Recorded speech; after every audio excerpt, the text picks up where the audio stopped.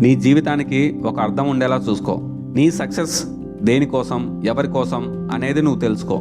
మీ parents కోసమా, లేదా నీ కోసమా, లేదా నీ పిల్లల కోసమా, దేనికోసమో తెలుసుకో. నువ్వు పక్కదారి పడుతున్న ప్రతిసారి వాళ్ళని ఒకసారి చూడు. నువ్వు దేనికోసం కష్టపడుతున్నావో తెలుస్తుంది. అప్పుడు నీలో ఉన్న ఫైర్ డబుల్ అవుతుంది. రిస్క్ తీసుకోవడానికి భయపడద్దు. నువ్వు ఏదైనా గొప్పగా సాధించాలంటే ఒకే దగ్గర కంఫర్ట్ జోన్లో బతకద్దు. అలా బతికితే ఏదో ఒక రోజు నువ్వు బెండ్ అయిపోతావు. నువ్వు అనుకున్నది ఎప్పటికీ సాధించలేవు. నువ్వు ఏ రిస్క్లో లేవంటే నీ జీవితం సాఫీగా సాగుతున్నట్టు. కానీ అవసరాలు అనేవి చాలా చెడ్డవి. అవి చెప్పిరావు. అవి వచ్చినప్పుడు నీ దగ్గర డబ్బు ఉండదు. ఎందుకంటే నువ్వు ఎప్పుడూ ఉన్న దాంట్లో లెక్కలేసుకుని బతికేస్తున్నావు కదా. ఇక దాచుకోవడానికి డబ్బు ఎక్కడ ఉంటుంది?